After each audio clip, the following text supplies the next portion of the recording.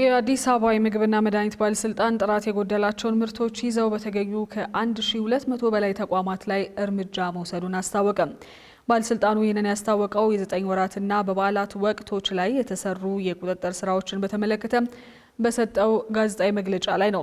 በዚሁ ቁጥጥር ወቅት ለህብረተሰቡ ጤና አስጊ ሆነው የተገኙ ምርቶች እንዲወገዱና በበርካታ ተቋማት ላይ እርምጃ እንዲወሰድ መደረጉን ባለስልጣኑ ገልጿል። መግለጫውን ሪፖርተራችን ሰላማዊት ጌታሰው ተከታትለዋለች።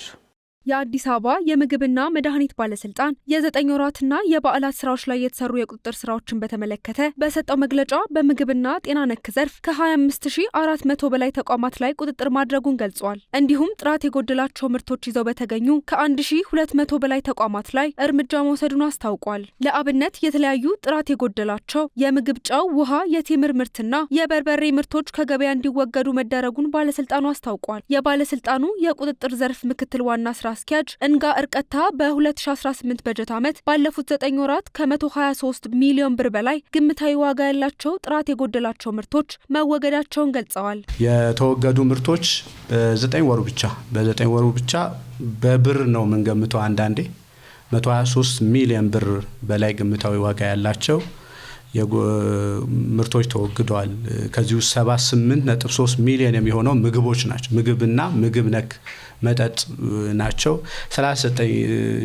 39 አካባቢ ሚሊዮን የሚሆነው ደግሞ መድኃኒት የመሰሉ እና የትንባሆ ውጤቶች የመሰሉ ጉዳዮች ናቸው እንዲወገዱ ያደረግ ነው። እንዲሁም ጥራት የጎደላቸው ምርቶች ይዘው በተገኙ ከ1200 በላይ ተቋማት ላይ እርምጃ መወሰዱን ተናግረዋል።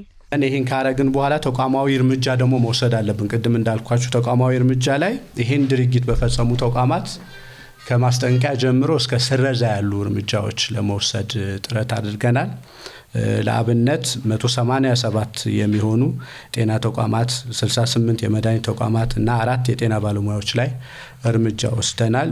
የእርምጃው አይነት ከፈለጋችሁ ደግሞ የማስጠንቀቂያ አለ፣ ማሸግ አለ፣ እገዳ አለ፣ እርምጃ አለ፣ አናውንስ ማድረግ አለ፣ በሚዲያ መግለጽ አለ፣ ጥፋቱን አንዳንዴ ኔሚንግ ኤንድ ሼሚንግ የመጠቀም አለ። እንደዚህ አይነት ነገሮች ተጠቅመን አስወግደናል።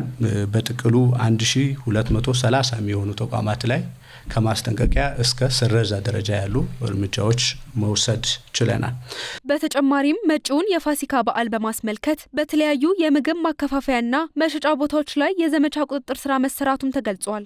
ረመዳንን፣ ፋሲካን መሰረት አድርጎ ደግሞ በርካታ ስራዎች ተቋማት ሬዲ እንዲሆኑ በተለይ የፋሲካ አይታችሁ ከሆነ አብዛኛው ያው ስጋ ቤቶች ዝግ ሆነው ይቆዩና ትኩረት የምናደርገው እዛ አካባቢ ነው። ግሮሰሪዎች፣ ስጋ ቤት በልክ ሰው የሚጠቀምባቸው ናቸውና ጽዱ አድርጎ እንዲጀምሩ በዚህ ሰዓት አይታችሁ ከሆነ የትኛውም አካባቢ ትሄዱ አጽድተው አልኮል ተጠቅመው በደንብ ክሊን አድርገው ሳኒታይዝ አድርገው ቤት ደረጃውን አሻሽለው እንዲሄዱ ባለሙያዎቻችን በየቦታው ክትትል ያደርጋሉ። በተመሳሳይ ስራ ከ25400 በላይ ተቋማት ላይ የትንባሆ ቁጥጥር በማድረግ 5.9 ሚሊዮን ብር በላይ ግምታዊ ዋጋ ያላቸው የትንባሆ ውጤቶች መወገዳቸውን ባለስልጣኑ ገልጿል። የህብረተሰቡን ጤና ለመጠበቅ በምግብ በጤና ነክና በመድኃኒት ተቋማት ላይ እንዲሁም በመደበኛ በስጋት ተኮርና በዘመቻ ቁጥጥር በተለያዩ ተቋማት የቁጥጥርና የክትትል ስራ መሰራቱም በመግለጫው ተገልጿል።